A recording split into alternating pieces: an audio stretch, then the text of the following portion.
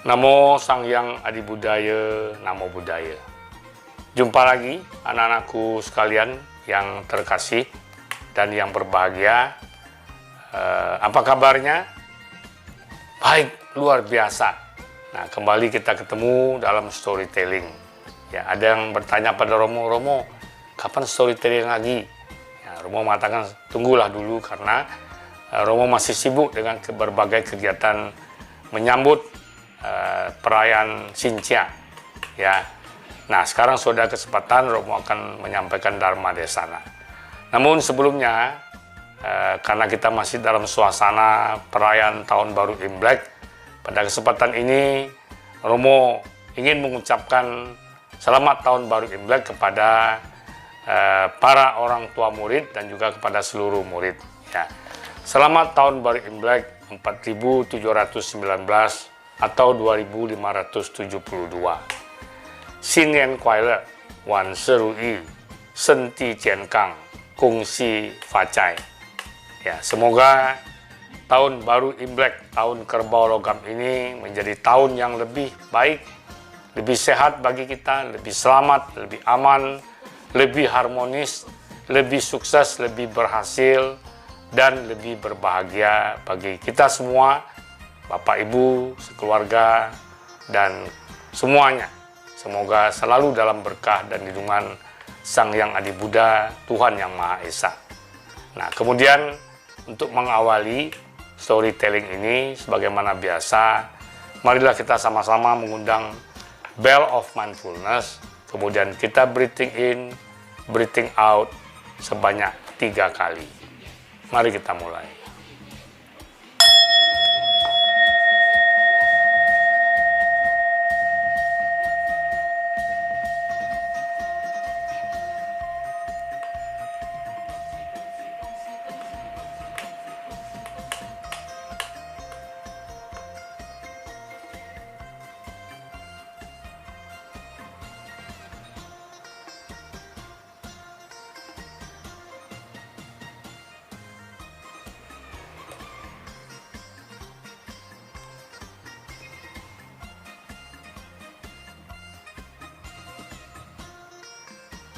Selesai. Nah, hari ini judul storytelling kita adalah 5 Dewa di Malam Xinjia. Nah, mungkin bagi beberapa murid di sekolah Manjusri, ya cerita ini sudah pernah Romo ceritakan. Namun sekarang storytelling secara langsung di sekolah itu agak mengalami hambatan karena kita dibagi dalam dua shift ya. Jadi ada pagi, ada siang, sehingga Romo kadang-kadang bingung ya mau nyampaikan kemana, apakah sudah atau belum ya, sehingga masih lebih banyak storytelling ini mungkin kita sampaikan secara daring, secara online ini. Tapi mudah-mudahan kalian bisa menarik manfaat yang sama dari apa yang Romo sampaikan ini. Jadi storytelling ini sekali lagi tidak hanya untuk murid-murid Manjusri, tetapi juga bisa bermanfaat bagi murid-murid sekolah minggu. Dan tentu saja juga bermanfaat bagi para orang tua. Ya, apalagi cerita-cerita yang Romo sampaikan dalam suasana perayaan Xinjia ini banyak masih seputar tradisi, budaya, ritual perayaan Xinjia atau Tahun Baru Imlek ini. Nah, hari ini judulnya adalah 5 Dewa di Malam Xinjia. Nah, bagaimana ceritanya? Mari kalian simak dengan baik. Ya, di sebuah desa hiduplah satu keluarga yang sederhana. Ya, tidak terlalu kaya, tetapi juga tidak terlalu miskin. Mereka terdiri dari 2 orang ayah dan ibu, papa dan mama, kemudian dengan 3 orang anaknya. Ya, anak yang pertama laki-laki, anak yang kedua juga laki-laki, anak yang ketiga perempuan. Ya, jadi mereka hidup sebenarnya, keluarga ini hidup sederhana, tetapi mereka bahagia. Ya, nah ketika menjelang Tahun Baru Imlek di Tiongkok, itu sebenarnya orang mulai sibuk, 1 bulan sebelumnya sudah mulai sibuk mempersiapkan Karena perayaan Xinjia atau Tahun Baru Imlek ini mempunyai arti, makna, dan hikmah yang luar biasa bagi orang Tiongkok. Ya, mereka sering menyebut Tahun Baru Imlek ini sebagai Chunjie. Chun artinya musim semi, festival musim semi. Karena memang ya pada saat perayaan Tahun Baru Imlek itu adalah di awal dari musim semi, di mana pohon-pohon mulai berbunga, mulai berdaun lagi, tadinya ditutupi salju. Ketika udara sudah tidak terlalu dingin, maka mulailah kehidupan baru. Dan itu ditandai dengan mekarnya bunga mehua. Jadi ini bunga yang di depan Romo ini yang disebut sebagai bunga mehua. Ada yang merah, ada yang putih, kemudian ada juga yang pink. Ya, ini mehua, bunga hua. Ya, bunga me, bukan bunga hua. Mehua, hua itu artinya bunga. Nah, jadi ada keluarga ini, ketika menjelang Tahun Baru Imlek, mereka justru menjadi tidak harmonis. Ya, karena apa? Karena ego, masing-masing ego. Jadi, Romo akan ceritakan, kakaknya yang tertua ini, hobinya main basket. Ya, jadi menjelang Tahun Baru Imlek, ketika papanya mengajak dia membersihkan rumah, merapikan tanaman di halaman, dia cuek saja, ego. Kenapa? Yang penting dia latihan basket. Ya, dia punya cita-cita untuk menjadi pemain basket yang terkenal, seperti Michael Jordan dari NBA-nya di Amerika. Ya, jadi tidak mau peduli. Berapa kali papanya ajak, ayo kita bersihkan rumah, mengecat rumah, merapikan rumah. Dia tidak mau, dia cuek saja, tetap saja pergi main basket. Karena dia ingin menjadi orang terkenal sebagai pemain basket yang unggul, ya, yang ulung. Nah, begitu. Nah, lain lagi kakaknya yang kedua. Kakak yang kedua ini hobi naik sepeda. Nah, jadi menjelang Tahun Baru Imlek ini, dia mengerengek pada orang tuanya supaya ganti sepedanya dengan sepeda baru. Padahal sepeda itu masih baik. Cuma biasa orang gengsi ya. Kalau sepedanya masih yang lama, dia gengsi, dia ingin sepeda baru. Sementara papanya bukan tidak mau kasih, bukan tidak sayang. Tetapi papanya ini juga sedang kesulitan uang. Ya, tidak punya uang banyak, sehingga dia tidak bisa memberikan sepeda seperti yang diingini oleh anaknya. Nah, akibatnya anak ini juga uring-uringan, ya kalau kita bilang ngambek ya. Papanya suruh tidak mau, membantu mamanya juga tidak mau, ya. Nah, sementara si papa sendiri, karena kelakuan anaknya begini, dia kesal. Dia merasa dia sebagai orang tua itu tidak punya wibawa, ya, karena anaknya tidak mau ikut dia. Nah, kemudian yang si ibu, karena melihat sering suaminya bertengkar dengan anaknya, ya, orang yang papanya suruh bantu, anaknya tidak mau, mamanya ikut sedih.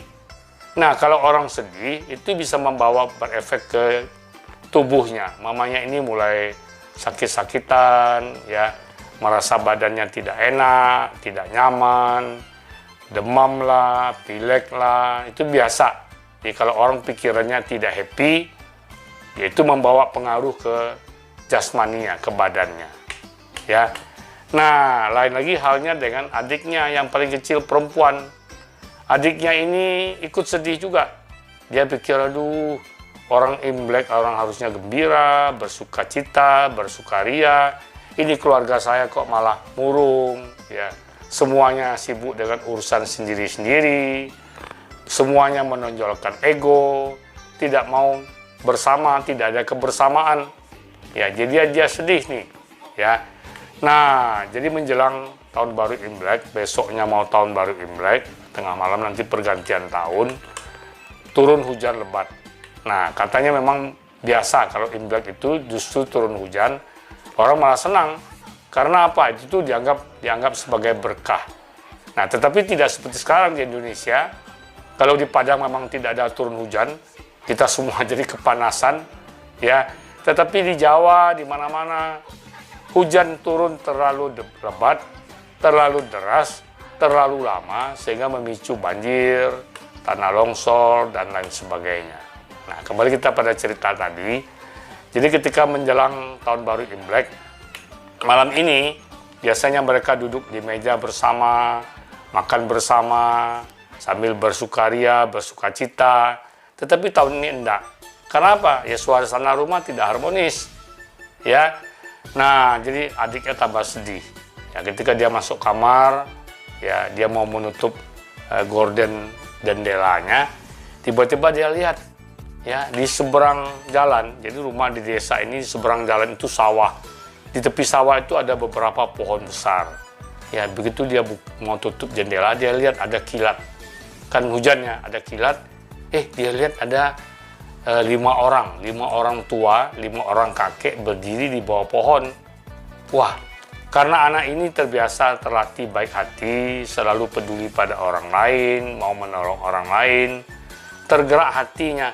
Waduh, kasihan ya, hujan begini lebat, ya ada orang tua 5 orang di bawah pohon berteduh. Ya tentu saja mereka nanti basah dan juga kedinginan.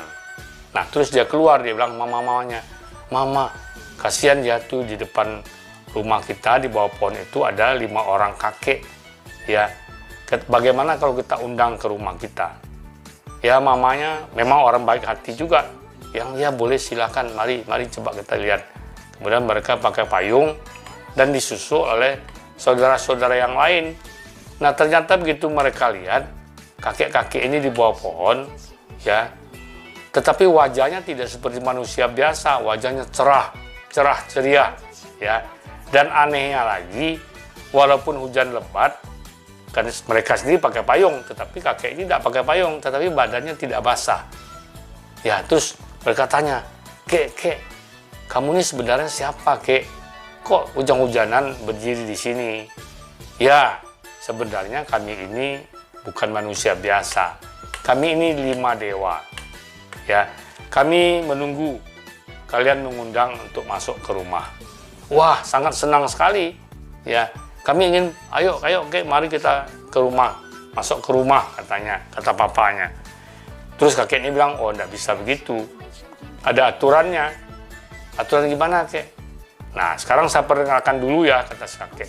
Terus kakek yang pertama bilang, aku adalah Fu, dewa rezeki, ya, dewa keberuntungan. Ya, dewa keberuntungan. Ya, kemudian, wah memang kelihatannya paling rich lah, paling kaya. Ya, kemudian yang kedua mengatakan, aku Lu itu dewa kehormatan, dewa kehormatan, ya. Kemudian yang satu lagi mengatakan aku adalah So, dewa kesehatan dan panjang umur. Nah, ini dewa yang ketiga. Dewa yang keempat mengatakan saya Cai, dewa Cai. Cai itu apa? Cai itu adalah kekayaan, kemakmuran. Nah, yang terakhir saya ini dewa He keharmonisan. Ya, wah mereka lihat dari wajahnya ini, ya memang yang terakhir ini dewa He ini yang kelihatannya paling teduh, ya paling nyaman dilihat, ya. Terus mulai mereka karena tidak ada kekompakan, ya kakaknya yang paling besar bilang, saya mau panggil tuh dewa ini aja, ya panggil dewa keberuntungan saja, ya. Jadi dewa kekayaan Cai, dewa kemakmuran, supaya oh bukan, yang pertama kakak pertama bilang, oh bukan, saya mau dewa Lu saja dipanggil, dewa kehormatan, supaya saya jadi terhormat, jadi terkenal, jadi pemain basket yang dihormati, yang terkenal, ya, yang jadi pemain basket favorit, ya. Terus adik kedua bilang begini, mana bisa, ya aku udah mau, aku justru mau panggil yang dewa Cai, dewa kekayaan, kemakmuran, supaya banyak duit bisa beli sepeda baru, ya. Terus papanya bilang begini, kalau saya mau dewa Lu saja, kehormatan, kewibawaan. Karena apa? Saya sebagai orang tua harus punya wibawa.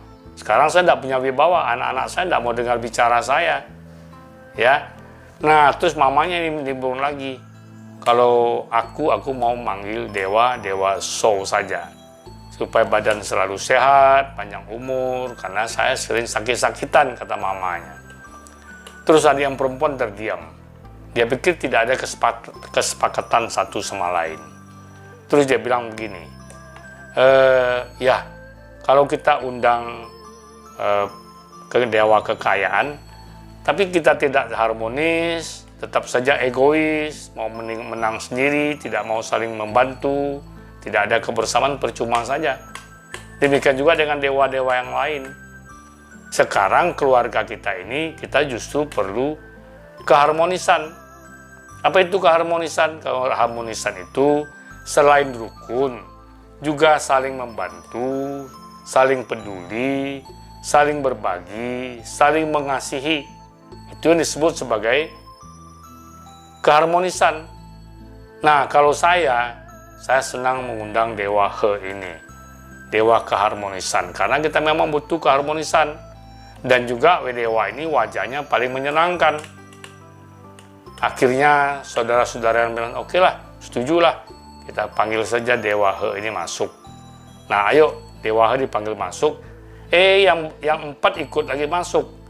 Loh, tadi katanya kalau panggil 1 yang masuk 1, kata papanya bilang. Nah, dewa ini bilang ada aturan kedua. Kalau kamu panggil dewa keberuntungan, dewa Cai, yang masuk ya dewa Cai saja, kamu keluarga keberuntungan, tapi yang lain tidak masuk. Kalau kamu panggil dewa Shou, sehat, panjang umur, ya itu saja yang masuk, yang lain tidak masuk. Tetapi ketika kamu panggil Dewa He, Dewa keharmonisan, maka kami akan ikut semuanya. Ya, mengapa demikian? Karena keharmonisan itulah yang bisa menciptakan keberuntungan, kehormatan, kesehatan, dan kekayaan. Ya, akhirnya Dewa He masuk. Ya, dan yang lain ikut masuk. Nah, apa arti makna dari cerita ini? Ya, kalau kita dalam keluarga, di sekolah, dimanapun kita berada, keharmonisan ini perlu kita jaga.